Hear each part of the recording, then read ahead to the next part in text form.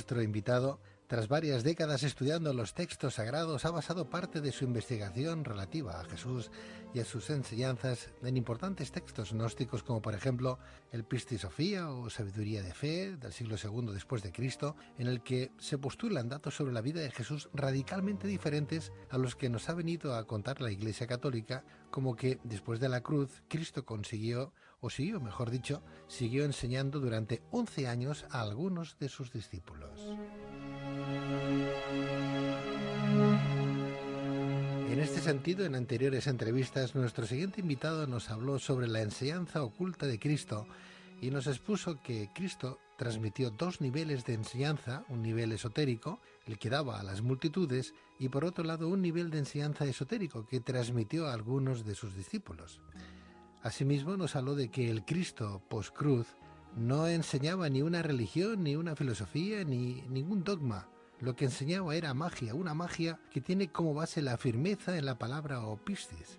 Es decir, que, como nos contó nuestro invitado, esa magia impartida por Cristo consistiría principalmente en que cada ser humano pueda ser capaz de crear su realidad o conseguir sus anhelos a través del poder de la palabra.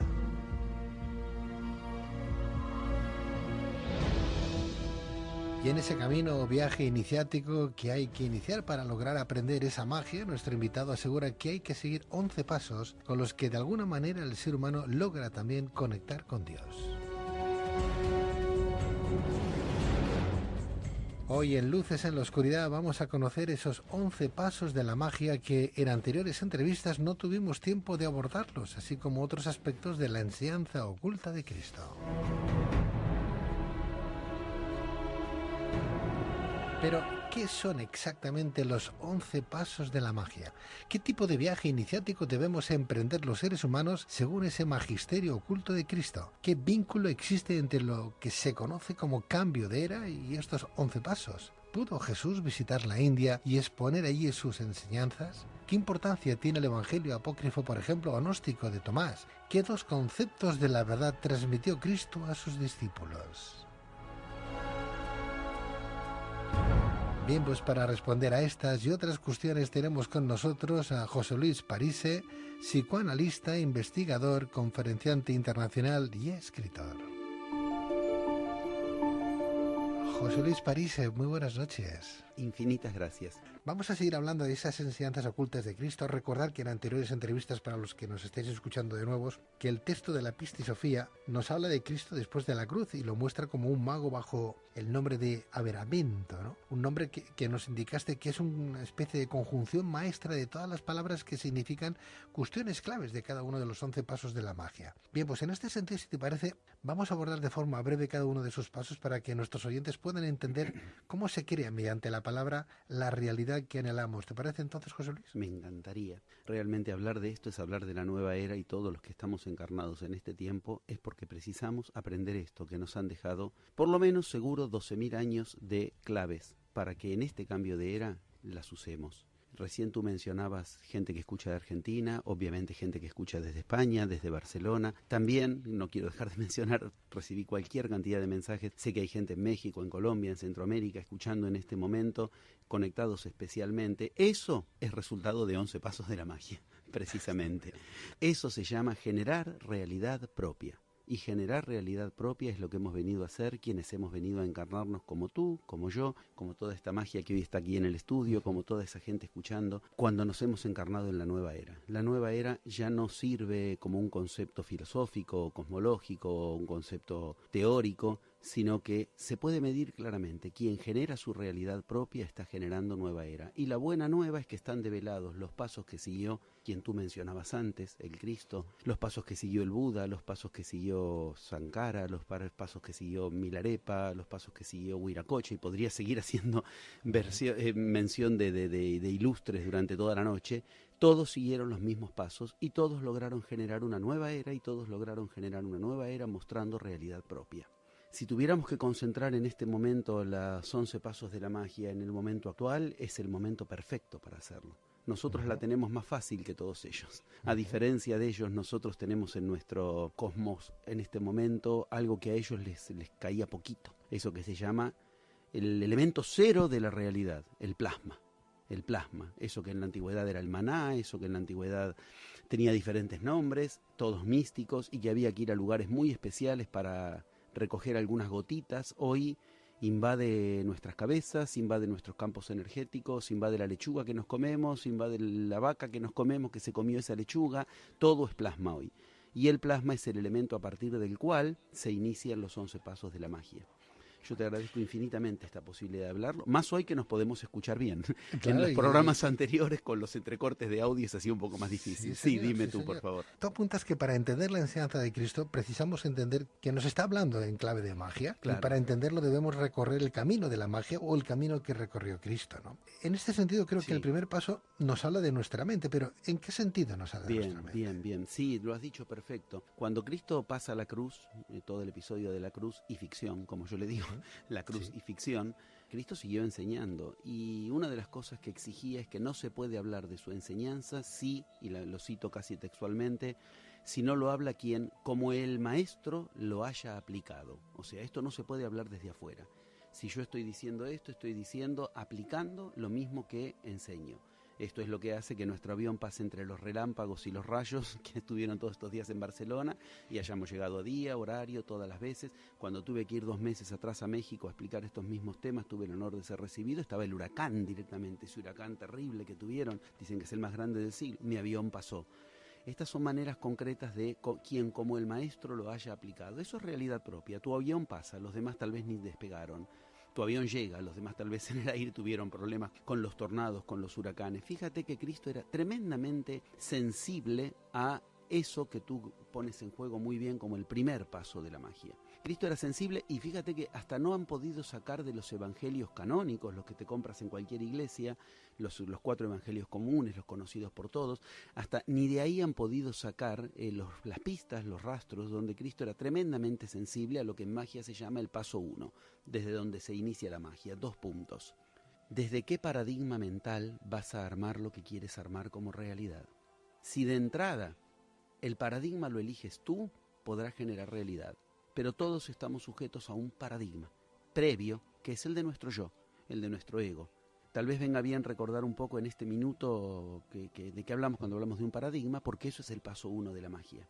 Paradigma es una palabra que se puso de moda allá en los años 60, 1960 y pico, con Thomas Kuhn, pero es una palabra infinitamente más antigua. Los griegos inventaron el paradigma y es algo tremendamente importante porque el paradigma implicaba el digma. Y el digma es un dicho, como nosotros en español podemos decir digo, sí, pero un digo magnánimo, un digo donde como quien dice, te doy mi palabra de que eso es un digma, una palabra que pesa, una palabra que me comprometo a hacer realidad. Si yo digo, tal día, tal hora voy a estar en tal país, aunque hayan huracanes y terremotos, voy a estar. Como yo ando por el mundo, bueno, aprovecho ahí el gen argentino, fanfarroneando de que van a ver que cuando yo llegue la lluvia va a rondar, pero que no va a interferir y que va a estar el grandioso amiguísimo sol. Aquí estamos otra vez, haciendo realidad el paradigma de la magia. Y digo en este orden, eso es un digma, pero un para, como todos sabemos, paralelo, etcétera, significa al lado de. Todos estamos sujetos a dichos magnánimos que están al lado nuestro y hablan por nosotros. Eso, precisamente, es lo que Cristo enseñó a combatir, cuando nos decía claramente que hay que cambiar el concepto de la verdad. En esa frase que en tu introducción tan bien hecha, que te la agradezco tanto, aludías cuando ubicabas Cristo hablando de la verdad. Cristo hablando de la verdad hablaba del el primer paso de la magia. Hay una frase que nos han traducido y que, insisto, está hasta en los evangelios canónicos, que es inentendible y es bastante inútil si es lo que nos han traducido. Conoceréis la verdad y la verdad os hará libres, ¿no? Todo el mundo cita esa frase porque es hermosa, tan hermosa como inútil. Todos sabemos verdad de un montón de cosas y no por eso nos liberamos de esas cosas. O Cristo era un tipo que dicho con todo respeto, que enseñaba cosas inútiles, o nos han transformado en inútil su enseñanza. Sucede que Cristo era una persona tremendamente, como buen mago, tremendamente cuidadosa de con qué palabras hablaba. En frases como esa, Cristo está enseñando el paso 1 de la magia. Lo que Cristo dijo en realidad no es algo tan inútil y tan inentendible como conoceréis la verdad y la verdad os hará libres, porque Cristo hablaba de 2 conceptos de verdad en la misma frase, lo cual quiere decir la precisión que tenía en sus palabras. Hay que recordar que Cristo hablaba en una época y en un lugar fronterizo. como sería hoy, México, lo nombrábamos antes, ¿no? Por lo tanto, se hablaban muchos idiomas en la zona en la que él estaba, y eso hacía que tuviera la facilidad de que a veces había una palabra que cuajaba mejor en un idioma, la usaba, a veces en otro idioma, la usaba. Lo que Cristo dijo fue: de ningún modo conoceréis la verdad y la verdad os hará libres. Conoceréis la aletheia y la emuná os hará libres. ¿Qué es la aletheia? La verdad previa que tenemos que desocultar, que está oculta en nosotros, que es lo que hace de paradigma. Un diablillo y un angelillo al lado, como en los dibujitos animados de los nenes. Un paradigma, un dicho al lado nuestro, que cuando yo digo quiero lograr tal cosa, me dice al oído, no vas a poder. Ese es un paradigma que rige sobre cada uno de nosotros. Que cuando yo quiero lograr tal cosa me dice, no tienes con qué lograrlo. Que cuando yo quiero lograr tal cosa me dice, pero tú sabes que no. Eso es un paradigma. El paso 1 del método de la magia consiste en decidir lo que a ninguno nos han preguntado cuando nos encarnamos. ¿Y en qué paradigma quieres vivir? Hoy nos encajaron el paradigma científico como si fuera confiable. Hasta hace unos años el paradigma era el filosófico, antes el paradigma era el religioso. Y así podemos seguir viendo que cada uno se encarna y le encajan un paradigma. Todo paradigma, mientras lo estamos viviendo, creemos que es la verdad. Es parte de la trampa de todo paradigma. Al tiempo nos reímos de ese paradigma. No va a dejar de suceder con la ciencia como con cualquier otro paradigma. Mientras tanto, ¿qué ocurrió? Fuimos manada. Mientras tanto, ¿qué fuimos? Una vaca siguiendo a la vaca que tiene la campanita de turno. La gracia de la magia está en decidir el paradigma y, por supuesto, más de 200 viajes a las culturas iniciáticas, décadas de leer los libros sagrados, ir a encontrarme con las personas sagradas que casi nunca quieren recibir a gente que no sea específicamente signada de antemano, y menos aún si es hombre blanco, y acá hago siempre la broma, y menos aún si es argentino, y todos entendemos por qué. Bueno, digo, décadas de ir a encontrarme con esa gente, de esos estudios, a mí me han permitido entender algo muy serio respecto de esta cuestión, que no hay que perderla de vista, y de entrada nos permite ubicar que efectivamente es perfectamente posible entender que el paradigma en juego en cualquier situación, si tú lo eliges, generarás la realidad que quieres, y si no lo eliges, la realidad ya está asignada de antemano. Este paradigma, que es el paradigma de la magia, por eso es que digo tantos viajes, tanto estudio, tanto ir a los lugares, es el que yo trato de decirle a la humanidad: miren, les sugiero con toda mi corazón, toda mi alma, toda mi energía, con todo lo que yo puedo demostrarles, es el mejor. El mejor paradigma posible es el de la iniciación, el de la magia, el que siguieron los grandes iniciados que cambiaron las grandes culturas.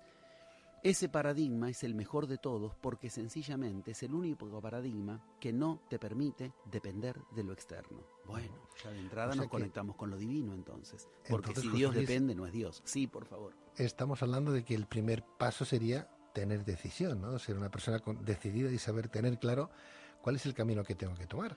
Ahí entraría, si no lo tuviéramos claro, lo que la Iglesia Católica nos dice es el libre albedrío, ¿no? Bueno, claro, lo único que si uno va a tener decisión dentro de un paradigma, va a decidir lo que ese paradigma decidió. Fíjate lo que pasa, por ejemplo, escenas conocidas de la Biblia, que son escenas claras de un mago detectando el paradigma. Hay una escena muy patognomínica de esto, la escena de la hemorroísa. A ver, ubiquémonos. Cristo está en multitud, lo están tocando todos, y en un momento Cristo detecta algo raro. ¿Quién me ha tocado? ¿Pero cómo quién te tocó? Te tocó todo el mundo si estás en multitud. No, pero alguien me tocó especialmente. ¿Ves? Tenía un desde dónde distinto lo tocó. Ese es el paso 1. ¿Qué pasó? Ella salió de la masa, salió del rebaño, se le acercó y cambió el paradigma, porque se suponía que una hemorroísa, a ver, entendamos, es alguien que sangraba, y para la cultura semítica, la sangre de una mujer, hay que entenderlo en términos bien claros, era lo peor de lo peor, una mujer que sangraba mucho, olía mal. Ella cambió el paradigma cuando se le acercó a Cristo. Salió de la masa, salió del rebaño y se le acercó. Ves que no es solo que tuvo la posibilidad de decidir, muy cierto es lo que dices, pero tuvo la posibilidad de decidir cambiando el paradigma. Ahí Cristo dice, ¿quién me ha tocado? Sintió que había alguien, no solo había una masa, ahí había una persona, alguien en particular. Ese alguien detectó el que generaba algo distinto, y ese algo que generaba es lo que se genera en los 11 pasos de la magia. Lamentablemente nos lo tradujeron como fe. Tu fe te ha salvado. Cristo nunca dijo eso. Cristo habló de otra cosa, que es lo que generamos en magia. Sí, discúlpame. No, lo que está claro que estamos hablando de una cierta sensibilidad, ¿no? Un sentir diferente, Sí, ¿no? Al resto de los mortales, ¿no? tan es así que el cambio de paradigma en magia significa deberás ser hipersensible pero imperturbable. ¿Ves que nos obliga a un cambio de paradigma? Si uno es hipersensible, en general no es imperturbable. Si uno es imperturbable, en general no es hipersensible. Que no es lo mismo ser sensible que ser sentimental, por otra parte, claro, ¿no? No. Porque tú no eres de aquella cosecha que dice, haz lo que yo te digo, pero no hagas lo que yo hago, ¿no? Si fuera eso, no podría generar realidad propia. No podría proponerle al grandioso amiguísimo Sol que aquí va a estar en tal día, tal hora, cuando llegue mi avión. Estupendo. Y no funcionaría, sino efectivamente. Vamos al segundo paso, si te parece, José Luis, porque el segundo paso que conforma ese camino de la magia que tú sostienes, que recorrió Cristo, tiene que ver, entiendo, que con la palabra y su poder, ¿no? Claro, Cristo, Buda, Milarepa, Sankara, Sosani, podemos hacer una larga lista de personajes maravillosamente célebres. Todos ellos recorrieron los mismos 11 pasos y ese fue mi entrada en una certeza llamada el método de la magia. Sí, efectivamente. Mira, lo que le dice a la hemorroísa nos lleva directamente al segundo paso, con una precisión absoluta. Porque él le dice una palabra que en arameo implica aimanota. Aimanota significa una firmeza en desde dónde hablo. De ahí vienen palabras que hoy todavía son conocidas como imán, el imán en el mundo musulmán, el firme, el que su palabra vale. Eso nos lo tradujeron como tu fe te ha salvado. No. Cristo buscaba a la persona que tuviera imán. Hoy es una palabra que en español es igual. Cuando tú al principio hablabas de carisma es lo más parecido. Imán, magnetismo, el que atrae hacia sí lo que quiere. La pregunta es, si yo genero aimanota, imán es la etimología, por ejemplo, de que una palabra que todo el mundo conoce, pero todo el mundo ignora cuanto más la conoce. Imán es la etimología de amén. Quiere decir, así será, como lo acabo de decir. Uno termina una oración y la rubrica diciendo, habló el imán en mí, habló, ¿me entiendes? Que esto, de ahí a la fe hay un infinito abismo de oscuridad, porque la fe es, creo en lo que no puedo demostrar, confirmar. Y esto es todo lo contrario. Yo de entrada, con mi posición, paso 1 de método, confirmo que lo que digo se hará realidad. Segundo paso es eso.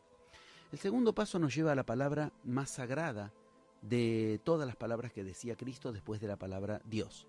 Nos lleva a una palabra que en la India es la misma que usaba él. O sea, esto es muy fuerte, ¿no? Porque Cristo usando una palabra cuya misma etimología la encontramos en la India, es muy fuerte. Y yo encontré esa misma palabra en las culturas yamánicas, encontré esa misma palabra en Egipto. Esa palabra es fundamental y es lo que hace que el mago pueda expresarle a la realidad instrucciones. Esa palabra es la palabra que hoy en nuestro idioma es la palabra, que tiene la etimología idéntica como la usaba Cristo. O sea, nosotros hacemos magia con la palabra.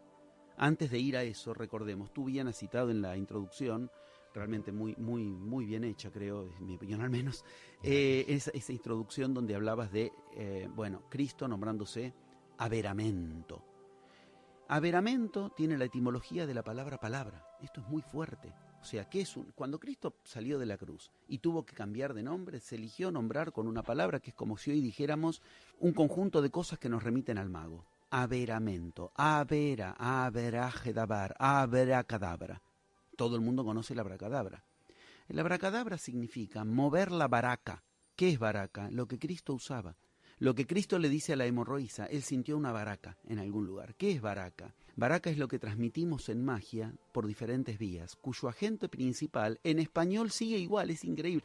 Lamentablemente no está académicamente demostrado aún que la palabra deviene también de una raíz aramea, pero todo indica que sí, pero sí es seguro que es muy parecida. Palabra, baraca, hay que escucarlo. Baraca es el origen de la varita del mago. ¿Por qué el mago se lo representa con una varita? Porque tiene varita, con su palabra hace baraca. No cualquiera tiene baraca. La baraca es una palabra que transmite y genera energía. Mira, cuando sale de la caverna de la iniciación Lázaro, todo el mundo más o menos tiene idea de la escena, te juro que no le dice esa pavada que nos han dicho los latinos de Lázaro, sal afuera, levántate y anda. La verdad que Cristo no hablaba así. Lo que Cristo le dice es una frase tremendamente poderosa en magia. Le dice talahbar, talahbar, talahbar. Bar de baraca. Lo está nombrando mago. Talahbar, ven y haz magia aquí afuera. Ven y genera frutos de magia aquí afuera. Ahora eres mago, has pasado tu prueba. sales de la caverna. Otros ni entran, se aterran, otros se quedan eternamente adentro, otros mueren en la caverna y otros se escapan antes de que llegue el momento. Lázaro había sido de los pocos que pasaron la prueba, del paso 1 al paso 2 del método. Paso 1, eligió el paradigma que Cristo le enseñaba. Paso 2, ahora tenés que tener baraka, tenés que tener palabra. ¿Qué significaba? Andate ahí adentro de la caverna y no salís hasta que yo te diga. ¿Me das tu palabra? Sí, eso es baraka. Fíjate lo que pasa con los discípulos, hasta en la Biblia canónica está, que los discípulos cuando entra Lázaro dicen, vamos a morir con él. Obvio que no se trataba entonces de que el muchacho se había muerto en un sentido como nos han vendido, era una muerte en un sentido de morir a un paradigma y nacer a otro paradigma. Sale de la caverna cuando Cristo le dice, Talahbar. Esa es una manera de rubricar el paso 2. ¿Qué es tener talahbar? Tener magia. ¿Qué es tener magia? Aberajedabar, el origen de abracadabra. Yo creo la realidad hablando. Bar, a su vez, es la etimología de dabar, que para los hebreos significa palabra que se hace cosa. Y a su vez es la etimología de lo que en la Biblia es Barrabás, el hijo de Cristo supuesto, es Barrabás, el que estaba al lado de Cristo. ¿Qué es ese bar? Bar significa hijo, porque yo hago a la realidad hija de mi palabra. Ese es el paso 2. Vamos, que de alguna manera no es lo mismo decir mañana quiero conseguir trabajo que decir mañana quiero buscar trabajo, ¿no? Ahí en la primera de las palabras y en la segunda de las palabras generaré una realidad completamente distinta, porque mi palabra no tiene baraka en ese caso. No le doy peso. Si yo mañana quiero buscar trabajo, el plasma me dirá concedido. No lo vas a encontrar, lo vas a buscar. Yo quiero encontrar una pareja, somos 3. Viene una pareja, entonces me vienen los swingers, me viene todo eso, un hombre que me va a proponer aventuras románticas, una mujer, pero nunca voy a generar mi pareja si yo quiero encontrar una pareja. Yo quiero dejar de fumar, ergo fumaré para dejar de fumar. Yo quiero adelgazar, ergo engordaré, porque si no, no puedo adelgazar, no quiero estar delgado. Así se nos constituye la vida cotidiana. Políticos que nos prometen, vamos a resolver el problema de la seguridad. Perdón, la seguridad no es un problema. La inseguridad era el problema. Así se transcurre la vieja era, rebotando por falta de baraka, porque no hay firmeza en desde dónde hablo. Está claro que la palabra tiene una fuerza importante. Es más, somos lo que pensamos y somos lo que decimos de alguna manera, ¿no? Porque es la manera que tenemos de expresarnos, ¿no? Es que no nos enteramos de lo que pensamos hasta que lo decimos. Y esta es la gracia en magia. Menos mal que solo tenemos una lengua para poder hablar y no como 2 oídos o 2 ojos, ¿verdad? Pero porque es más importante escuchar que hablar. Por eso tenemos 2 oídos y una lengua. Me tengo que escuchar cuando hablo. O es más peligroso hablar según cómo hablamos, ¿verdad? Porque... Por eso, 2 oídos porque necesitamos escuchar lo que hablamos y con el otro oído lo que decimos en lo que hablamos. Porque la baraka, si no, se confunde y no sabe para dónde ir. Baraka, vamos, es lo que llamamos plasma, si ustedes quieren, de una manera mucho más ortodoxa. Si la lengua no tiene huesos, pero rompe muchos, imagínate con 2 lenguas, no sé qué haríamos, ¿no? Vamos por el buen camino, vamos a conocer ese punto tercero, ¿no? Para conseguir ese camino hacia ese postulado que tú bien vienes a decir, ¿no? Muy bien, claro. ¿Cuál sería el tercer paso de esta magia? Ese tercer paso se nos ha elidido, quitado, sustraído, secuestrado, robado, y puedo usar palabras horribles, un montón, para decirlo, en la imagen ya de por sí que nos han dejado de un Cristo, de un Buda. Cuando nos pintan a un Cristo diciendo cosas tales como tu fe te ha salvado, sal de la caverna, levántate y anda. Cuando nos pintan un Buda que no comía más que un grano de arroz de vez en cuando, nos están pintando un Buda, un Cristo sin paso 3, sin el tercer paso. El tercer paso es nada más y nada menos que el animal poniéndose en marcha en nosotros a partir de que recibió la orden con el paso 2, porque en el paso 1 yo fui al lugar de el que comando. El paso 3 es el afecto. Es lo que afecta a la realidad. El paso 3 es lo que le permite a la realidad darse por enterada. El paso 3, Gurdjieff lo graficaba con el caballo de la carroza. El paso 3 es el que nos han elidido cuando un Cristo queda frío como queda totalmente insensible, cuando un Buda parece que está totalmente imperturbable en el peor sentido de imperturbable. Buda era un tipo muy sanguíneo. Yo en mis plenarios cuento escenas de Buda que, si no les digo que estoy hablando de Buda, no me lo creen. Yo en mis plenarios cuento escenas de Cristo, que las documento, porque si no la gente no me cree que estoy hablando de Cristo. Gente entre otras cosas, muy alegre, paso 3, muy afectuosa, paso 3, pero no sensiblera. Fíjate, por ejemplo, cuando Cristo da esos momentos de mucha enseñanza, Cristo tiene términos tremendamente afectivos con la gente a la que les habla. Los abraza. La baraca se transmite también por abrazo. Todo eso en la Biblia nos lo han quitado. Entonces nosotros creemos que los afectos son una cosa que no podemos generar, no podemos hacer otra cosa que someternos, porque nos han vendido mitos para someternos al afecto. Esto es como someterse al caballo en la carroza. Esto es como someterse al caballo en el carruaje. Si el caballo es el afecto, no es buena idea someterse al caballo. Y nos han vendido, por ejemplo, que Cupido nos tira la flechita y nos hace enamorar de tal, y ahora yo no tengo chances, me tiro la flechita. Pues hay otros mitos. Yo puedo elegir el cambio de paradigma.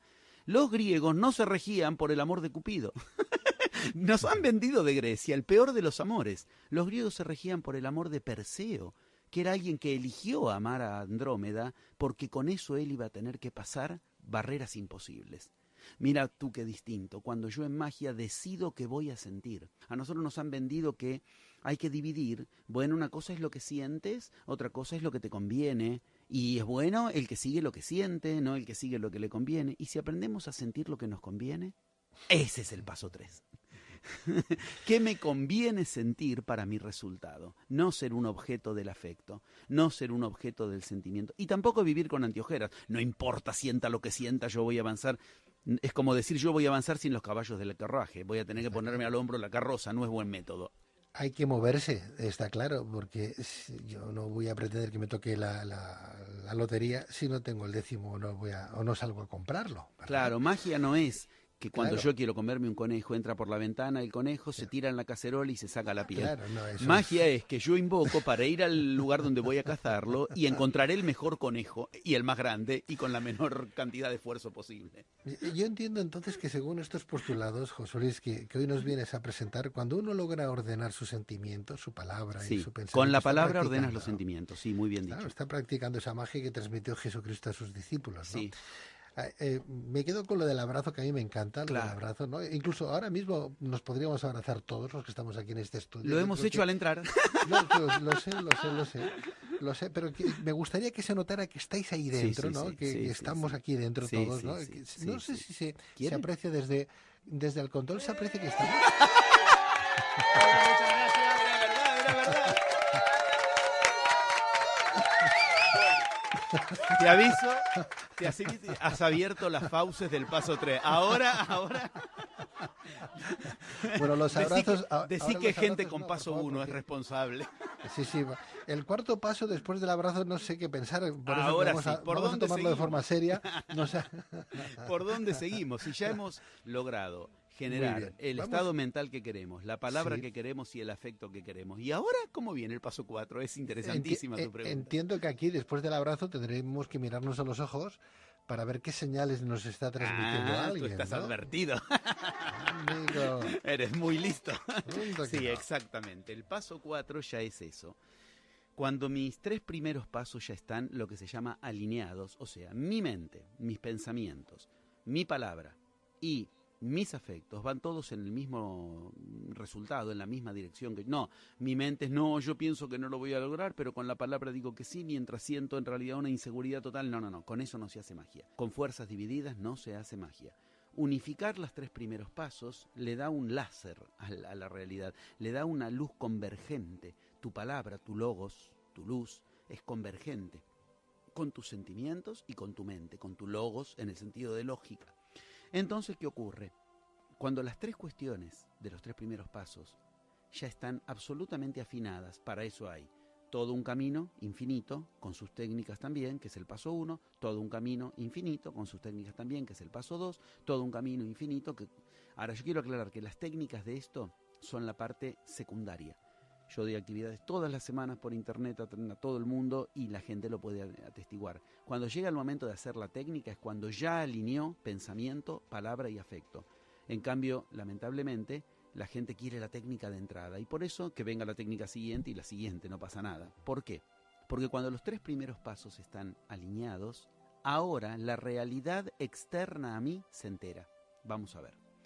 Esto significa que en principio hay 2 conceptos de realidad.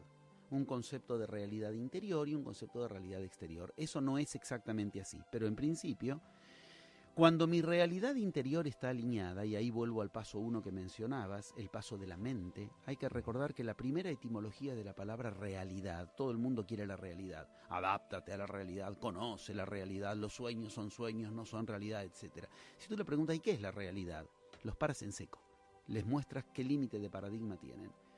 Realidad, mucho antes que Descartes con la res extensa y la substancia, realidad tiene una etimología tremenda, que es una etimología séptuple genial. Bueno, es muy académico, pero es muy interesante. Pero en principio nos remite directamente al sánscrito. Realidad tiene la primera etimología en la palabra revis, y revis significa mente.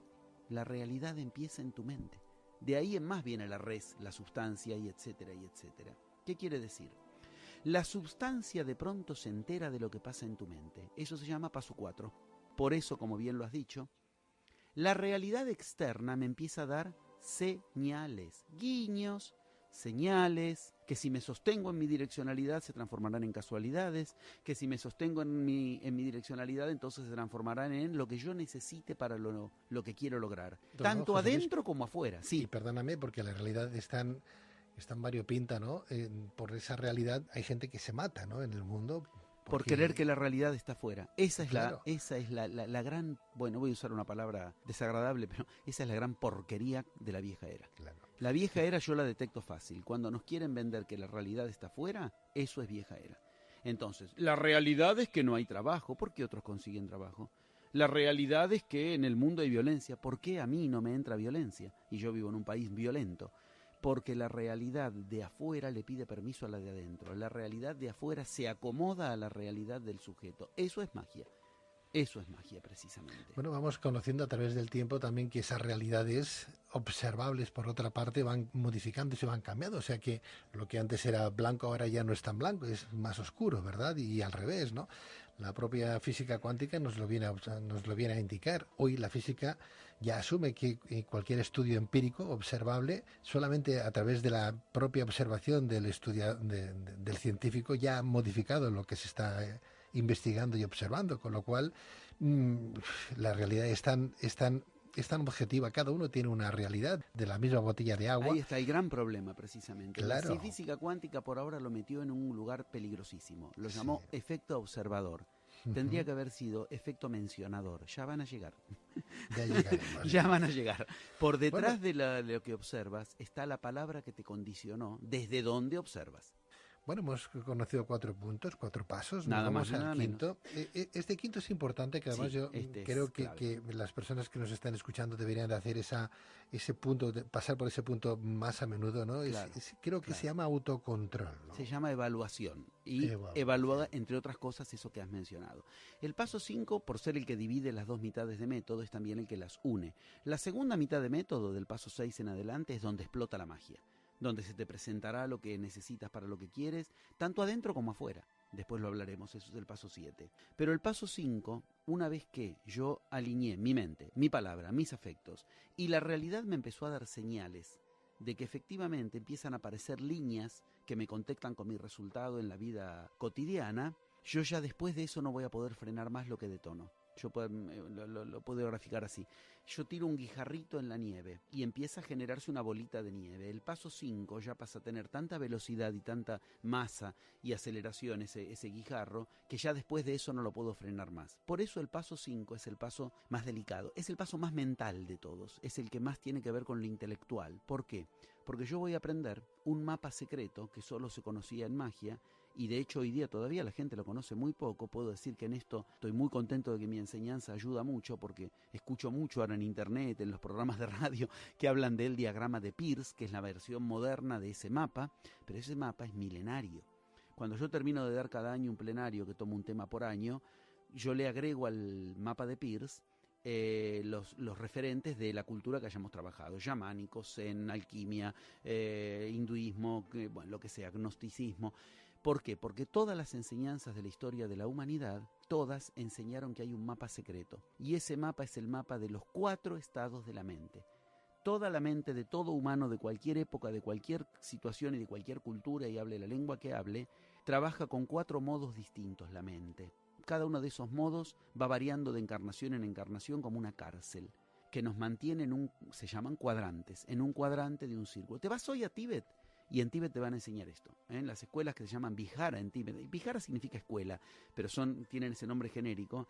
Hoy se enseña esto, los 4 estados luminosos de la mente. Allá se llaman Doedi, Chichir, Mahyab, Tahmadrubi, pero en castellano significan posible, imposible, necesario, contingente. Tu mente de pronto va a uno de esos 4 menús. ¿Esto es posible? Y se clavó ahí. Tu mente de pronto va al otro cuadrante. Esto es imposible y se clavó ahí. Tu mente de pronto se clava en yo necesito y lo que necesito y tu vida se clava en lo necesario. Tu mente de pronto va a lo contingente. ¿Por qué a veces me salen las cosas y a veces no? ¿Por qué a los demás sí y a mí no? Cada una de esas genera una encarnación totalmente atrapada en un modo mental.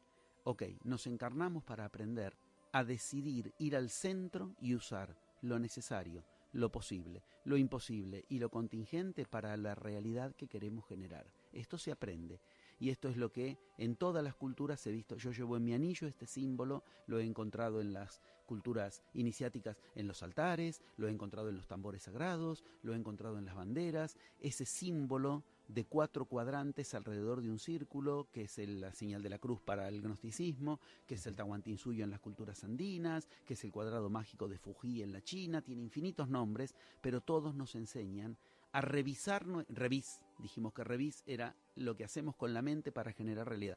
Revisar si en algún resquicio de nuestra mente todavía queda el yo decidiendo qué será posible, qué será imposible, qué será necesario y qué será contingente. Porque cuando yo le abro las puertas al paso 6, lo que viene después tan solo amplifica, acelera y unifica lo que ya había en mi mente, ya no lo voy a poder cambiar. Por eso el paso 5 es extremadamente... Pitágoras, que obviamente también era uno de los que podemos agregar de ese rosario de personas sagradas, Pitágoras tenía una frase sumamente contundente. Él decía, el inicio es la mitad del todo. Un hombre que sabía de números, ¿no? Él decía, de proporciones. Cuidado, porque en la mitad ya jugaste el inicio y ya tienes prácticamente todo definido, porque en la mitad está este paso. Este paso es el que más requiere detenimiento. Cristo se fue a Tíbet a aprenderlo. Este es el paso que Cristo se fue a Tíbet, a esas escuelas Vihara, donde aún hoy hay testimonio de que Cristo estuvo ahí, con otro nombre, pero que estuvo ahí, y aún hoy se enseña lo mismo. O sea, Cristo aprendió. Fíjate que hay una escena en la Biblia, aún en la canónica, no pudieron limpiarla de todo esto. Hay una escenita donde a Cristo lo van a consultar los discípulos y dicen, estaba escribiendo algo en tierra. Es que ocurre eso. Uno al principio, hasta que más o menos tiene muy claro en la mente todo, hace el dibujito y va viendo en qué cuadrante está la situación, de acuerdo a las características que tiene, cuáles son los pasos de los que hay que cuidarse y cuáles son los pasos que hay que dar. Todo eso se reduce en el paso 5. Cristo pensaba con eso. Fíjate que dijimos, posible, imposible, contingente, necesario. Me voy a otro extremo de la cuestión, pero para mostrar lo mismo. ¿Qué decía, por ejemplo, Francisco de Asís, que tuvo enseñanza iniciática? Decía, comienza por lo imposible, después sigue a lo necesario y entonces harás posible lo imposible. ¿Ves que estás jugando con estas categorías? Posible, imposible, necesario. Esto lo encontramos. Gandhi enseñaba lo mismo. Y Gandhi aprendió instrucción de Vinoba, de un maestro hindú que enseñaba estas cosas. Y Gandhi entendía, ¿es imposible? Bueno, ahora entonces eso es lo que hay que hacer posible. Pero parece que convencer a la gente de que lo necesitan. ¿Ves que estaba con el mismo método? Así podemos entenderlo. Yo he dado a veces charlas, a veces plenarios, a veces también en notas, que te agradezco infinitamente otra vez y aprovecho para agradecerte en los 4 programas que hasta ahora... Y digo, tenemos testimonios de cuando Cristo enseñaba a usar estas técnicas, cuando Gandhi enseñaba a usar estas... Y yo lo muestro. Cuando tenemos un tiempo, les muestro, miren, en este evangelio acá está enseñando a la parábola del trigo y la cizaña, esa parábola donde Cristo habla de 4 estados posibles para que crezca o no crezca la semilla del trigo. Es una manera que él enseñaba a agricultores la lógica que había aprendido en Tíbet de los 4 estados de la mente. Déjame que te interrumpa, sí, claro, discúlpame, porque estamos en ese Ecuador y como entiendo que te conoces perfectamente y además tienes una experiencia vital en todo lo que estás comentando, lo digo porque la Biblia tiene 72 libros, no sea que nos los expliques todos esta noche y no tengo tiempo y ojalá, me encantaría. Eso sería Además magia están los apócrifos. absoluta, ¿no? Bueno, los demás que no se rían mucho porque a lo mejor al final de este discurso les hago alguna que otra pregunta a alguno ¡Qué de los buena que tenemos idea! aquí alrededor ¡Qué de la buena mesa. idea! Te juro que no se han dormido. No sé, no, ya los veo como Están muy más despiertos que aplicados. antes. Bueno, estamos en el Ecuador, nos quedan pues 6 Nos puntos quedan todavía 6. para encontrar. 6, sí, Y son las 2:07 de la madrugada. justo. Vamos a ir intentando apurar un poquito porque si no le voy a tener que decir al siguiente invitado que muchas gracias y que vuelva otro día, ¿no? Bueno, Con lo para cual, no molestarlo, sino hagamos un nuevo programa desde Buenos Aires como la otra vez. Para en que cualquier también caso- hablemos de lo que quedó abierto con Jordi la otra vez. Sí, No me quiero señor. olvidar. Cristo en la India, porque es una enseñanza que hasta es difícil conseguirla. El solo hecho de no solo divulgarla, sino conseguirla. Sí. Bueno, pues verdaderamente es posible que estuviera en Cachemira y demás. Sí, Yo pero eso es un tuve- Cristo muy posterior. Cristo fue 3 veces a la India y lo más importante sucedió en la que la gente menos conoce. Bueno, pues vamos a pasar ese Ecuador. Sí, sí, Háblame del sexto paso, Sí, entonces. sí, ¿Qué sí. hacemos? Con Sí, todo sí. eso que ya sabemos, hemos hecho un examen interno, un autocontrol, lo tenemos claro, hacemos Exacto. el pecata, el Eh, pecata Muy bien, nuestra, ¿no? muy bien. El sexto paso, ¿qué Muy es? bien. El ¿Dónde sexto nos paso lleva? ya está. Una vez que ya el mundo interno está ordenado, Sí, ahora abro las compuertas sí, y empieza eso que conecta lo interno con lo externo. La baraca ahora se amplifica y ahora, recién ahora y solo ahora, manejaré energéticamente a la realidad. Esto, la gente que son New Age, con perdón de la palabra, esta es una broma que yo hago mucho, porque si de Cristo nos separa el cristianismo, si de Buda nos separa el budismo, si de Mahoma nos separan los maometanos, de la nueva era nos separa la New Age, la religión de la nueva era. La New Age, pagan fortunas para enterarse. ¿Qué hago? La técnica energética. Yo siempre cuento en este sentido que 30 años atrás, 35, 20, 25, yo enseñaba todas las técnicas energéticas normales de todo el mundo, que desde el Reiki hasta el yoga, pasando por todo lo que pudiera. Ok, el lugar exacto donde yo aprendí las mejores técnicas de energía fue 25 años, no, me estoy yendo demasiado, casi 20 años atrás, cuando esa cultura era inaccesible, me refiero a los queros. Los queros, los últimos sobrevivientes puros de la raza inca, estuvieron 500 años sin que los pueda encontrar el hombre blanco, y hay un sacerdote quero actualmente, Nicolás Paucar, en las redes de internet lo conocen, que nos ha designado enseñanza Pachacútec, junto con sus oráculos y sus deidades, porque entiende que esta enseñanza es la que conduce hacia la nueva era. Ellos enseñaron las técnicas de energía más poderosa, pero ellos nos están pidiendo que nosotros ahora les enseñemos a ellos, después de que yo fui a las tierras de ellos a aprender sus técnicas energéticas. ¿Por qué? Porque la técnica energética es poderosísima cuando tu mente, tu palabra y tus afectos están alineados. Si no, las técnicas energéticas son poderosísimas, igual de poderosas, pero para expandir, amplificar y unificar tu división interna. Se te vuelven en contra. Por eso nunca hay que empezar por la energía. Si a mí me hubieran dicho esto 40 años atrás, me hubiera ahorrado un par de problemas, te puedo jurar. Es decir, cuando uno empieza, quiere la técnica energética va en el paso 6. Y la energía hay que manejarla muy bien, pero afortunadamente, como enseñan los queros, esto no se trata de que vos te encarnaste para aprender a manejar la energía. Lo voy a decir otra vez. No es que nos encarnamos para aprender a manejar la energía. Como no es que nos encarnamos para hacer dietas, para hacernos más capepinos, como les digo yo a los vegetarianos. Si quieren ser vegetarianos, que lo sean, pero la espiritualidad nada tiene que ver con eso. Yo he convivido con los seres sagrados de todas las culturas. Hay vegetarianos, hay gente que bebe alcohol, hay carnívoros. Buda se murió comiendo carne, se los recuerdo a los budistas vegetarianos. Esto es un hecho histórico. No se acuerdan o no saben. Si tú le preguntas a la gente de qué se murió Cristo, te cuenta la versión Hollywood, ¿no? Pero si les pregunté de qué se murió Buda, los grillos del campo se escuchan a cri, cri, cri, de silencio total. Buda se murió comiendo carne. El paso 6 es manejar la energía, pero la energía no se maneja con respiración, no se maneja con dieta. Tú quieres hacer dieta, hazle que mejor te resuene, mejor estar sano que no estar sano, obviamente. Pero a otros les gusta el jazz. No sé si... Es decir, hay gente que come vegetales, hay gente que escucha jazz, hay gente del Barça y hay gente de Boca Juniors. Gente criteriosa en el mundo nos queda por su... Quiero decir, aprender a manejar la energía es aprender 4 técnicas poderosísimas y punto. No es un camino, porque cuando venimos antes de encarnarnos, venimos de un universo energético, donde abunda energía y donde éramos pura energía casi sin masa. Si de eso se tratara la iniciación, entonces nos hubiéramos quedado ahí. venimos aquí a algo que también requiere manejar la energía, pero en su lugar y en su justo tiempo. Ese lugar es el paso 6. Bueno, apuntas que cuando le doy energía a lo que quiero, Sí. a lo que quiero conseguir, Sí. entro automáticamente en el paso 7, ¿no? Claro, En el que aseguras que se empiezan a generar fenómenos que son de magia pura. Claro. ¿Qué tipo de fenómenos te refieres? Cuando explota la magia. El paso 7 es el que todos quieren. Y es el que la ética, el paso 1, la ética del enseñante consiste en no darlo hasta que estés en el paso 7. El paso 7 significa sencillamente un universo ya polarizado, un universo sinérgico, un universo, yo uso así esta palabra, uno de mis libros lo nombré con este neologismo, casualizar, casualizado. ¿Por qué? Porque se empieza a generar magia.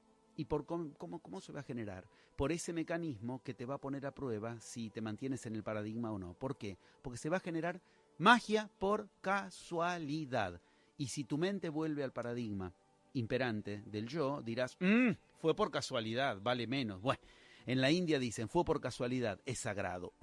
En la India lo que llamamos acá casualidad lo llaman lila, que mira qué parecido a Alá, como Cristo nombraba a Dios. Esto es muy importante recordarlo, ¿no? Y recordárselo especialmente al Vaticano, que como decía Cristo a Dios, Alá, lo nombraba Alá. Y esto es muy importante porque Alá es la misma etimología que nos va a llevar a estas cuestiones de magia que antes mencionábamos. Pero bueno, digo, fíjate que en el paso 7... O sea, más casualidad en el paso 7 sí, que por causalidad. Causé la casualidad. Se acabó la dialéctica. Esto es genial. Ya no hay división, causalidad o casualidad. Yo tuve 6 pasos para causar casualidades. Escucha bien, por favor. Te ruego, por favor, este punto me parece que vale mucho, no hay que perdérselo. Casualidades interiores y exteriores. Casualidades dentro mío y afuera. Esto es genial. Esto es genial. ¿Por qué? Porque yo causé lo que me va a producir el puente para llegar a mi resultado.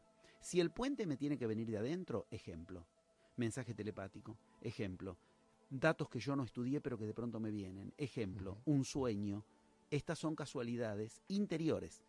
Interiormente de pronto me va a surgir la idea, voy a haber soñado con lo exacto, no me tengo que dedicar la vida a desdoblar los sueños con la temporalidad, con todo el respeto a Garnier Mallet. Si yo de eso hago un camino de vida, estoy frito, porque entonces toda mi vida es para soñar. ¿Para qué me encarné? ¿Cuándo Cristo practicaba telepatía? ¿Cuándo Cristo practicaba clarividencia? Nunca. ¿Cuándo Cristo practicaba todo eso? Sí, Buda lo hizo. ¿Cuándo Buda? Sí, Buda lo hizo. Los 7 años que él nombró, los 7 años perdidos de su vida. Los 7 años con los sannyasines, que fue cuando practicó todo eso. De hecho, Buda tenía discípulos que eran mucho más telépatas que él, mucho más magos que él. Sariputta, un nombre que cuando lo digo en los plenarios causa risa, pero ya está, ya pasó el chiste, se llamaba Sariputta, y otro era Moggallana. Cuando Buda quería impactar a la gente, los mandaba Sariputta y Moggallana porque eran mucho más telepáticos, clarividentes. Sin embargo, el Buda era el Buda. Lo que quiere decir, acá no se trata de 12 años de entrenamiento para que un día entre los días mi amigo me envió el mensaje telepático de la carta Zener de un rombo y yo recibí rombo. Te pasaste 12 años estupideando, te pasaste 12 años estupidizándote. La gracia está en que el potencial te va a surgir cuando tenga que surgir. Mira, Cristo se paró frente a la tormenta y dijo que se pare la tormenta y se paró la tormenta. Nunca nos mostró que se haya entrenado en alguna práctica telepática ni de ninguna de esas cuestiones. Lo mismo lo que aprendí yo. La casualidad adentro y la casualidad afuera. De esto tengo infinitos ejemplos que podemos hablar, de cómo afuera surge justo lo necesario para llegar a ese resultado que para tu yo era imposible, pero tú has decidido cambiar de paradigma. Sí, dime, por favor. Déjame que salude, porque me están diciendo los compañeros que te están escuchando desde Argentina, nos están escribiendo a través del Facebook. Gracias, hola, ¿están ahí? México, Argentina, Colombia, Perú, ahí de todos lados. Ahora acá que están escuchando desde allí. Un saludo a los amigos que están escuchándonos a través de aplicaciones nuestras de la app de Luces a la Oscuridad, a través de internet de lucesalascuridad.es, y que además están utilizando el propio Facebook para poner comentarios sobre el particular. Bueno, vámonos al punto 8, que creo que apuntas que uno debe defender en la vida cotidiana bien. Lo que uno logró con su energía, con sus sueños. Exacto. Este paso creo que recibe el nombre de negociación. Sí, ¿verdad? Señor, es la magia de la negociación. Cabeza en el cielo, pero pies en la tierra, como me decían los yamanes. Efectivamente, ahora tengo que en mi vida cotidiana defender lo que me traje del mundo de los dioses, del mundo de la nada más frustrante que ir al mundo de los dioses y volver con las manos vacías. Es horrible. Eso es lo que le pasa al que toma ayahuasca sin haber hecho los primeros 6 pasos, al que quiere esas técnicas de desdoblamiento mental. se va al mundo de los dioses y vuelve como fue. Cosa horrible. Es como que Hércules volvió a Ítaca y era el mismo Hércules que cuando salió. Es una cosa así. O los argonautas, no servía para nada el viaje. Sino. No. En el paso 8 empiezo a aterrizar otra vez. Ya pasé por mi energía, pasé por mi mundo interior. Conozco que la realidad está respondiendo a mi palabra. Que a las vueltas de la esquina está la casualidad que me mantiene ebullescente, vivo, porque no me puedo dormir. Porque en cualquier situación está la casualidad acechante. Y si la dejé pasar y el universo ya me dice, este tiene menos baraca, no le vamos a enviar, porque no tuvo la presencia. En el paso 8, todo lo que me traje de la casualidad, del sueño, de lo que fuera que se detonó, ahora tengo que aprender a que el yo de los demás, que también existen, no me frene. Para eso aprendo técnicas secretas, milenarias, de eso que hoy llamamos negociación. La negociación es negar el ocio, no es otra cosa. Y negar el ocio es lo que hace cualquier persona que se inicia. Para eso tiene que aprender técnicas que en la historia eran técnicas de combate. Por eso a los que dirigen empresas, negociaciones, se los llama ejecutivos, porque ejecutaban. Esas técnicas se reducen básicamente, se reducen después de toda esta enseñanza, porque vuelvo a decir mi frase de hace un rato, ojalá me las hubieran enseñado así 40 años atrás. Yo pude metodizarlas en 4 técnicas concretas, 4 técnicas que se llaman las 4 técnicas de la no acción. Akarma en la India, Gu Wei en China, Dumar en las culturas africanas, va teniendo diferentes nombres. El budismo zen es especialista en esto. 4 técnicas con las cuales yo vuelco cualquier situación con la energía que haya en la situación a mi favor, porque uso la energía de la situación. Esto por eso se llama no acción, akarma, karma es acción, porque yo acciono muy poco. Yo lo que hago es aprovecho la energía que ya acciona en la situación y hay 4 técnicas concretas con las que Cristo, con las que Gandhi liberó la India, con las que Cristo generó una nueva era, son las mismas técnicas que Buda tuvo que usar ante el padre, un rey que no quería que salga de su palacio, ante la esposa, que le venía a hacer los mismos reclamos que cualquier oyente, y qué hacemos con los nenes, vos acá iluminándote abajo de la higuera, y qué hacemos nosotros con los... porque las tenía ella, Sodara era bravísima, y Buda tuvo que aprender estas técnicas, que como vemos, nos siguen siendo tan necesarias como para ellos. Lo bueno es que estas técnicas ahora están metodizadas, y están metodizadas por esta enseñanza. Yo creo que esto tiene mucho que ver en que, para los queros, esta sea la enseñanza Pachacútec. Negociación. Paso 8. Nunca ir al frente en el sentido de ir al cruce, nunca ir al choque. Siempre usar las fuerzas de la situación. Ni me someto a las fuerzas de la situación, ni me mando al choque, sino que aprovecho como en el Aikido. Pero claro, no como una cuestión. Claro, muy bien. Pero no como una cuestión de cuerpos físicos nada más. Que termina la clase de Aikido y tú ves que el maestro no la usa en la vida cotidiana. No. Es la energía que se usa. Bueno, le decía antes que habría algún que otro examen, ¿no? A ver, esta señorita... Me enteré que hay un montón de visitas, pero decenas de miles en las páginas de YouTube que han subido los reportajes que tuviste la oportunidad y la amabilidad de hacer las veces pasadas. Te lo quería agradecer. Ibas a decirle algo a alguien, sí. A ver, esta señorita de color que va con esta jersey azul, vamos a ver. ¿Blanco? No, ese es Damián. La tienes a tu izquierda, entonces vamos a ver a esta ten cuidado señorita. Buenas noches, ¿cómo te llamas? Mi nombre es María Florencia. María, bienvenida, María. Eres una amante, una seguidora incondicional, entiendo yo, que del discurso de este buen hombre de José Luis París, entiendo, ¿no? Claro que sí. ¿Cuántos años hace que estás en la escuela? Hace 9 años. No, pero que estás, digo yo.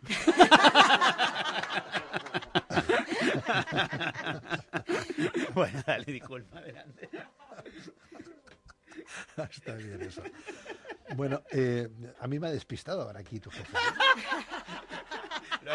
Esto es el paso 8, ¿ves? Usar la fuerza de la situación. Está muy bien, está muy bien. Bueno, te lo voy a poner fácil porque yo creo que ya ha salido. El paso número 9, ¿para ti cuál sería entonces? ¡Qué bueno! El paso número 9 es el paso de la sexualidad. Uy, ¿a quién se lo has preguntado? ¿Vos viste la voz sensual que ha puesto? ¿Tú de la sexualidad? Te lo dijo así, ¿viste? Ya está, desde adentro. O sea, el 9 es el paso a la sexualidad. Claro. ¿Y cómo me apuntaron a mí en su día que era un examen nada más? Sí, es el examen de la humanidad, como bien enseñó Freud. Todo problema tiene raíz sexual. Bueno, por eso Freud en el paso 9 es así, está un poco apurado con el tema de la sexualidad. Claro. ¿no? Él lo puso muy al principio. Pero sí, señor, digamos. Muchas gracias, señorita. Muchas gracias. Muchas gracias a usted. ¿Quieres hablarnos de tu sexo? No. No lo conduzco yo el programa, si no sabes ahora qué lindo que Pedro es mucho más prudente que yo. En el paso 10 parimos la realidad que queremos, literalmente. La parimos en un sentido bien claro. Por eso en el paso 9 nos la vemos con nuestra sexualidad.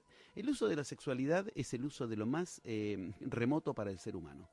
Mira, vale la pena recordar algo. Todo el mundo ya a esta altura, lo que voy a decir no es una novedad, ha visto alguna foto Kirlian, alguna foto energética, algún dibujo de un aura. ¿Dónde está el mayor caudal de energía? En la zona sexual. Por eso tiene forma ovoidea, por eso tiene forma tórica, por eso tiene forma toroide de huevo, porque la parte de mayor energía está a la altura de lo sexual. ¿Esto qué quiere decir? Que si los humanos no usamos esa energía, estamos dejando afuera el caballo más poderoso que nos puede tirar el carro hacia el resultado que queremos. Y los humanos no tenemos la más mínima idea de qué hacemos con nuestra energía sexual. A cualquier persona, y yo en esto abro absolutamente toda posibilidad, a cualquier oyente de cualquier lugar del mundo, primer mundo, segundo mundo, otro mundo como Argentina, de cualquier lugar del mundo que le preguntas, ¿qué haces con tu sexualidad? Las respuestas son siempre las mismas. Placer o reproducción, punto. O sea que la energía más poderosa del ser humano es para un rato de placer o para tener hijos nada más. No puede ser. Ahí hay un caudal, ahí hay un secreto que no nos han permitido conocer los paradigmas de la vieja era, porque si aprendemos a usar nuestra energía sexual, aprendemos a usar la energía más poderosa del ser humano. Ok, ¿qué tenemos que hacer con nuestra sexualidad? Lo mismo que con los otros 10 pasos, generar realidad propia. ¿Cómo? ¿De qué hablamos? Bueno, yo a veces a la gente le digo, por ejemplo, supongamos, ¿has nombrado tu resultado? Más o menos una idea tiene. ¿Has pensado en tu resultado? Más o menos. ¿Qué sientes respecto de tu resultado? Estoy diciendo cada uno de los pasos que dijimos antes. ¿Qué señales has visto? ¿Qué has evaluado? ¿Qué energía tienes? ¿Sientes energía? Ahora, cuando llega al paso 9 y le digo, ¿has sexualizado tu resultado? Me responden con la mineraria pregunta que yo le digo, ¿qué lo qué? Directamente no entienden la pregunta. ¿Cómo sexualizar un... Ok.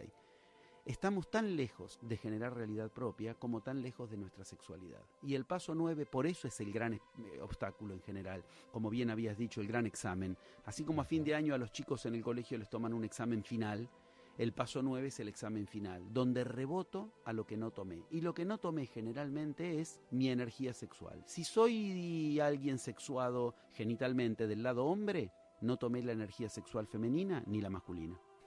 Si soy alguien genitalmente sexuado del lado mujer, no tomé la energía femenina ni la masculina. No sabemos tomar nuestra energía sexual. Hay cuadros que la alquimia trató de explicar como pudo, pero es muy complicado en alquimia. Hay cuadros mucho mejores, muy nítidos, que nos enseñan con qué 4 cuestiones manejamos el lado hombre de nuestra energía y el lado mujer, 2 de cada lado. Y hay que hacer una dinámica, literalmente una cópula entre esos 4 factores, para que de esa cópula emerja una, vamos a usar esa palabra de la alquimia, sublimación. Elevar nuestra energía sexual hacia un resultado sublime que está por encima nuestro. Esto es una muy buena noticia para todo el mundo, porque quiere decir que en iniciación, como decía Cristo, neti neti, ni no usamos la energía, ni la usamos para lo que la gente cree que la usamos, nada más que, qué sé yo, se supone que entonces, bueno, hay que tener mucha práctica sexual, orgías, nada de eso.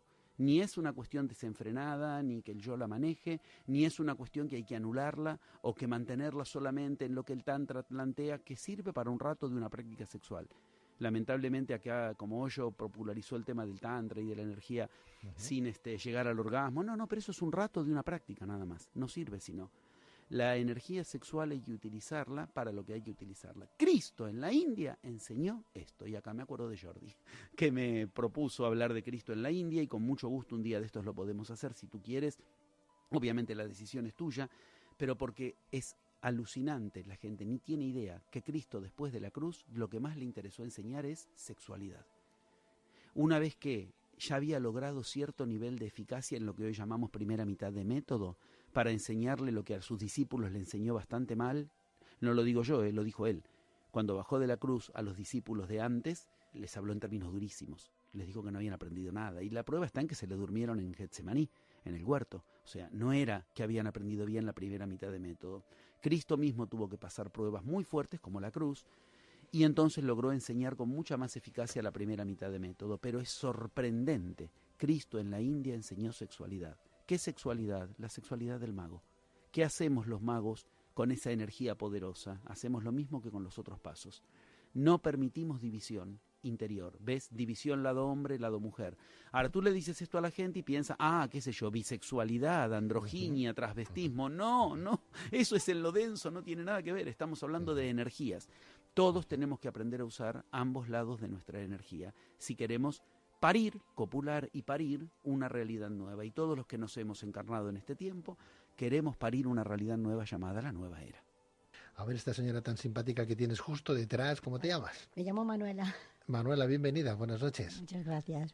Bueno, Manuel, ¿cómo estamos de aprendizaje? ¿Cómo lo llevamos? Bueno, bien, llevo 5 años. Sí, 5 años. Que no tienes 5 años, sino que llevas en la escuela 5 años. 5 añitos. No sé, la naturalidad con la que tiran esos números. La gente en 5 años es una carrera universitaria. Acá llevo 5 años, es lo más normal del mundo. Sí. Y Manuela, vamos a hablar del 10, ¿no? Si te parece bien. ¿Tú cómo llevas el 9? No, es broma. Perdona, Manuela, el número 10, el paso que hoy nos tendría que explicar José Luis París, ¿cuál sería entonces? Paso número 10 es el resultado. Claro, la realización quizás, a lo mejor. Sí, el De resultado, todo lo si has aprendido, logrado. ¿no? Lo que tú has aprendido. ¿Y qué has aprendido, por ejemplo, esta noche? ¿Qué has aprendido, Manuela, viniendo aquí a la radio, acompañando a José Luis? Pues la verdad es que es volver a recordar todo lo que JL continuamente en los plenarios y en lo que hacemos supervisión, pues nuevamente nos vuelve a recordar que tenemos que estar ahí presentes, sobre todo lo que para mí y que ubica y entiendo que es imprescindible es la aplicación. Eso es lo que te lleva a entender y comprender la enseñanza. Sin aplicación, lógicamente, es como otra enseñanza. Coges un libro, lo estudias, está, pero yo entiendo que es la aplicación absoluta lo que te lleva a esa realización. De hecho, hoy aquí estás generando un paso 10. Tú y quienes lograron entrar, porque se supone que no podían, que no ni sabían. Esto es generar realidad propia, generar paso 10. Exacto. O sea, no te hace falta ir a la teoría ni nada. No, aquí tu presencia testimonial aquí es realización de paso 10, porque han generado una realidad que querían. Tuvieron que conseguir, desde encontrarse, conseguir los horarios, la dirección de la radio, que los dejen entrar en la guardia. Y aquí están. Esto es paso 10, que se supone que no se podía. Sí, efectivamente. No. Es curioso, José Luis, lo que acabas de decir, porque está prohibido que entre no. gente. Sí, está prohibido que entre gente a la radio. Los musulmanes dicen, nadie le dice al mago lo que se puede y lo que no se puede. Aquí lo hemos logrado. Frase que también le escuché a los yamanes. Sí, a partir de cierta hora la emisora clase nadie cierra le dice a y los solamente magos. entran pues los ¡qué bárbaro! Bueno. Con lo cual habéis conseguido hoy magia. Si bien magia, Manuela se trabó cuando lo iba a empezar a decir, el testimonio in situ es el que vale. ¿Sí? Está muy bien. O sea que el punto número 10, lo digo para ir saltándonos el puntito ya rápido, porque la próxima vez punto número 10 Manuela tiene algo y sumamente María. Importante. El punto número 10 es aprender a habitar la realidad nueva que ha generado. Si no la aprendes a habitar, te llevas las semillas que infectan otra vez la tierra nueva. Le pasó a Moisés, no pudo entrar al paso 10. Llegó y no pudo entrar. En la Biblia es muy claro. Es decir, Freud tiene un artículo muy fuerte que se llama Los que fracasan al triunfar. Ese es típico, el paso 10, cuando rebotas. O sea, la gente llega a la realidad nueva, logra abrir el negocio nuevo, logra cambiar su relación, logra armar su pareja nueva y la vuelve a infectar con lo mismo. Ahí es porque el paso 10 no está siendo recorrido. O sea, el paso 10 tiene sus leyes. No es ya llegué y listo. Ya llegué y ahora hay toda una lógica de 3 tiempos para no permitir que se infecte de lo mismo que se me había infectado antes la realidad. Bueno, estamos ya en el paso 11 casi. El maestro de la humanidad. Este es el que nadie quiere y el que todos aman. ¿Por qué? Porque este es el maestro. El paso 11 es lo que en la cábala se llama Da'at. Si tú miras el árbol de la vida están los 10 pasos de la magia, pero son 11, porque hay un paso escondido. ¿A qué altura? A la altura de la garganta. Es un mensaje escondido. Da'at, por eso se llama 11, porque siempre me quiere hacer rebotar de un paso al anterior, de un paso al anterior. El paso 11 no aparece al final, no seamos ingenuos, no es que uno llega y al final, no. Entre paso y paso, siempre se me presenta el maestro escondido, el maestro disfrazado de monstruo, el maestro disfrazado de esfinge que no quiere que entre al templo, que no quiere que entre a la pirámide, pero como toda esfinge, si está ahí, es porque atrás de ella hay algo valioso. Nadie pone un guardia en la puerta de un basural. Si pongo un guardia es porque lo que hay atrás es valioso. El maestro disfrazado de malo, el maestro disfrazado de traición, el maestro disfrazado de enfermedad, ese maestro es el paso 11. Cristo tuvo su maestro en Judas. Sin Judas Cristo jamás hubiera logrado lo que logró. Ese era su paso 11. ¿A dónde? Yo le enseñé en la enseñanza oculta de Cristo y en la historia oculta de Cristo. ¿A dónde remite esto en su historia particular, personal? Pero lo que Cristo tuvo que resolver ante Judas es lo que nunca había resuelto en su historia, que su relación a su familia, porque Judas era de su familia. Buda tuvo su paso 11 en su hijo, porque Buda tenía su gran problema de él como hijo de Suddhodana, de su padre.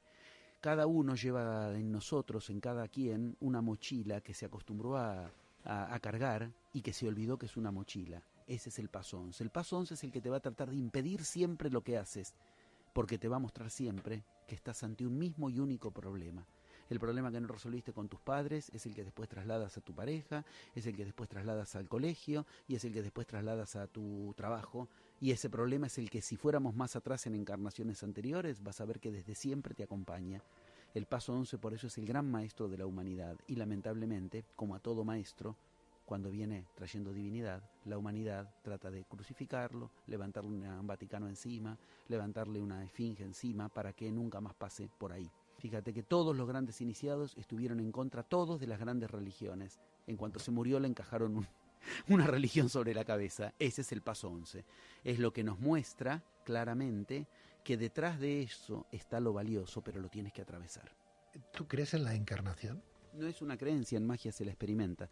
En el paso 7, si necesitas conocer datos de tu vida anterior, se hacen las prácticas del caso. Si tú me preguntas si yo creo en la encarnación, yo, si fuera muy meticuloso, tengo que decir, no creo, porque no es una creencia.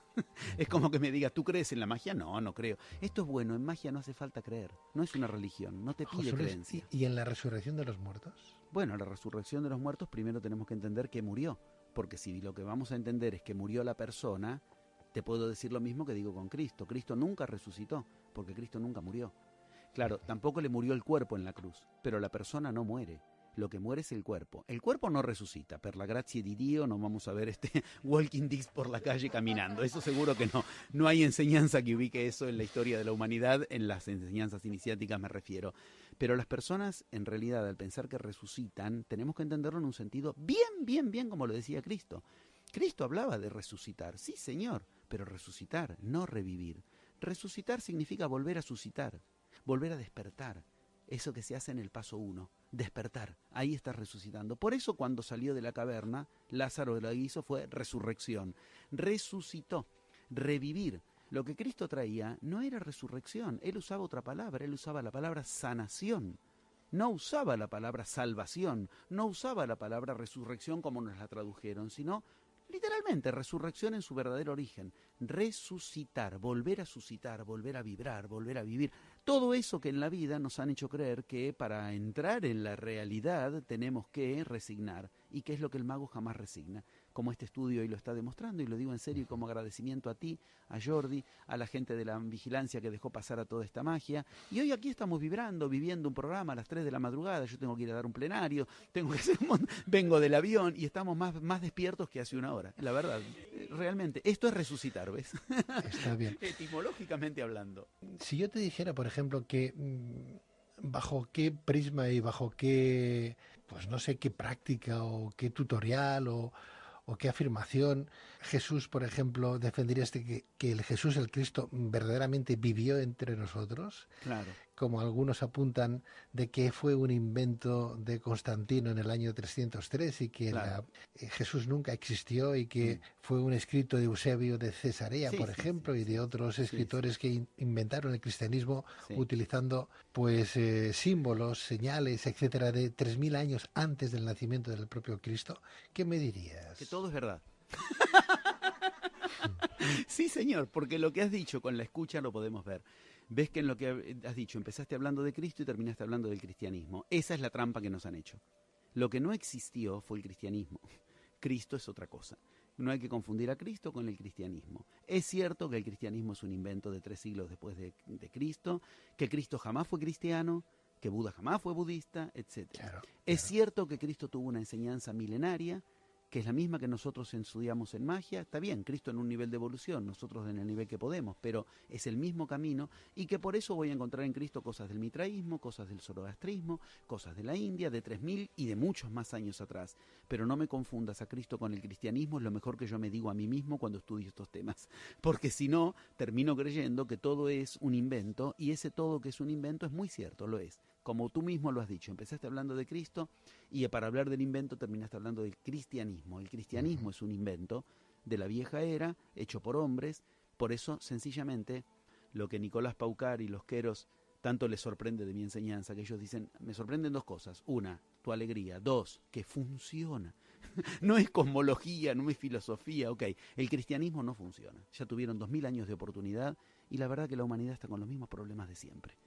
Tú abres un texto de la época de lo que quieras, de cualquiera de los que nombraste, inclusive de antes también, de la época donde los 4 evangelios no existían y donde ahora existen desde hace no menos de 1700 años, y los humanos tenemos los mismos problemas.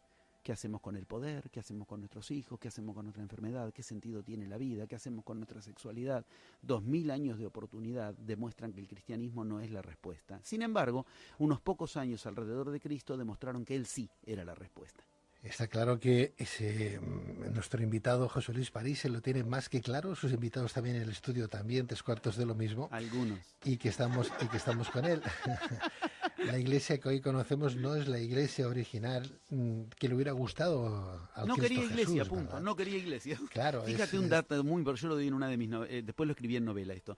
Cristo decía muy claro, no llames padre a hombre alguno en la tierra. ¿Qué es lo primero que te hacen en la iglesia cuando tienes que dirigirte a un cura? Si no le dices padre, se ofende. Ya está, claro, listo. Si tú quieres pensar con esto que la iglesia es el anticristo, lo dejo en tu...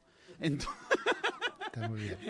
Bueno, el paso 11, como bien decía José Luis París, es el gran maestro, si no he notado mal lo que decías, ¿no? Sí, el gran que maestro. tiene un vínculo con el árbol de la vida, por otra parte, ¿no? Todos. Que encontramos en la Kabbalah. Exacto. Este paso entiendo yo que debe resolver o averiguar qué es lo que has venido a desarrollar a esta encarnación. Bueno, ¿no? mucho Entiendo más que averiguar. Está muy bien como lo decías primero, resolver, es decidir. Este es un extravío muy interesante y te agradezco mucho esta posibilidad de hablarlo, porque la gente en general anda queriendo saber qué vino a hacer a la vida. Y hay que entender que cuando diagramamos la encarnación éramos mucho menos sabios que ahora. Éramos mucho menos sabios, no teníamos la experiencia que ahora tenemos. Entonces, es como decir, yo de chico dije una vez quiero ser bombero, ya está, ya sé lo que yo vine a hacer a mi vida. Eras chiquito y no tenías el nivel de conciencia que tenés ahora. Lo bueno es que la encarnación venimos a decidir qué hacemos, pero hay algo no resuelto de encarnación en encarnación. Ese es el paso 11. Fíjate, cuando Cristo va a la India, en la última etapa, tiene que resolver lo que no había resuelto en su primer viaje, el problema con los brahmanes. ¿Ves? Ese era su paso 11. Cristo en la primera vez se escapa de los brahmanes. Se escapa literalmente entre la oscuridad y en las sombras, porque lo querían matar porque él divulgó enseñanzas que eran solo para brahmanes.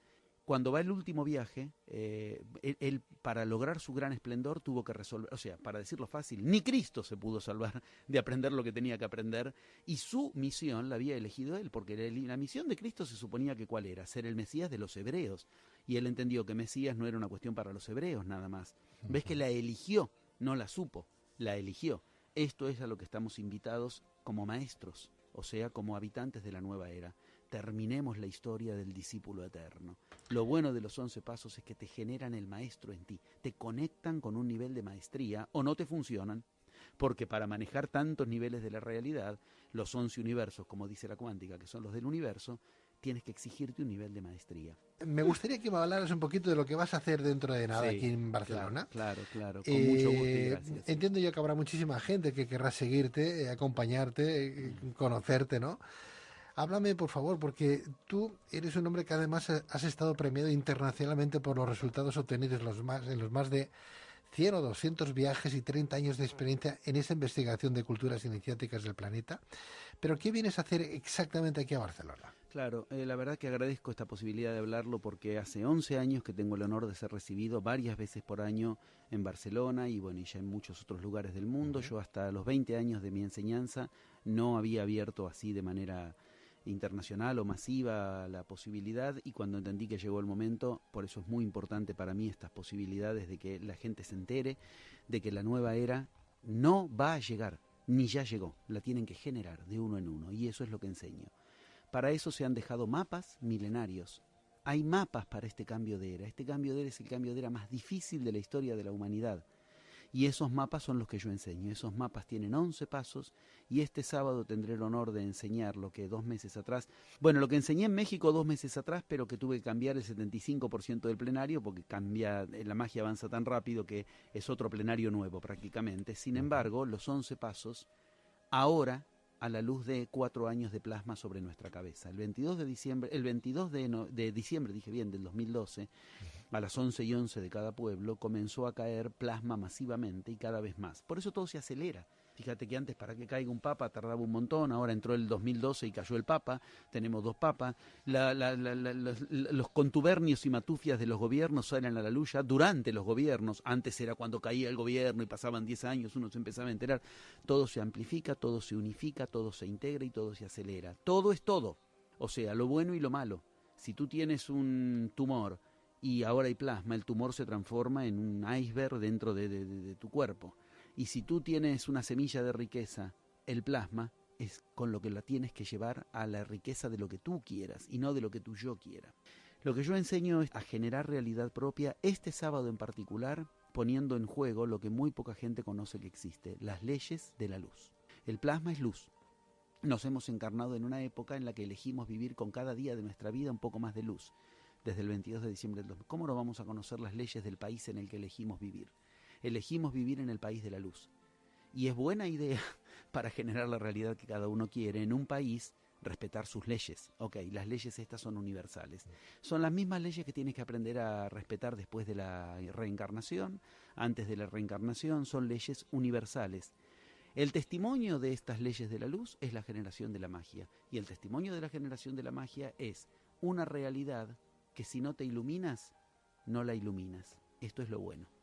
Lo voy a enseñar con modos en que vamos a ver la luz en acción en personas que no hay duda que han encarnado la luz en la historia de la humanidad. ¿Qué hicieron para llegar a tener conciencia de la luz? Tipos, con todo cariño y respeto, es a los que dediqué toda mi vida, tipos que un día tuvieron conciencia de que son la luz. Yo soy la luz, decía Cristo. Buda era iluminación. ¿Qué hicieron si ellos tenían nada, pero nada de luz comparado a nosotros? Ellos tenían gotas de lo que nosotros tenemos un océano y nosotros no tenemos conciencia de la luz. Aprendamos de ellos, porque si con una cañita de pescar rudimentaria dieron de comer a 10.000 personas y nosotros tenemos factorías transatlánticas y andamos muriéndonos de realidad no propia, tenemos que aprender de ellos. Ellos y sus culturas nos dejaron los mapas. Este sábado serán develados desde un lugar que hasta ahora jamás lo habíamos hecho, excepto en México hace 2 meses, pero no exactamente como lo vamos a hacer este sábado. Esto es teoría, filosofía y práctica, no se las separa. Bueno, hemos entrevistado a este hombre y a todos los que le acompañan esta noche. Gracias a todos, un placer, un abrazo a los que nos escucháis de fuera. A este hombre libre, como diría el guancho, Martín Fierro. Yo no tengo en el amor quien me venga con querellas, como esas aves tan bellas que saltan de rama en rama. Yo hago en el trébol mi cama y me cubren las estrellas. ¡Vamos todavía! José Luis Parise, gracias.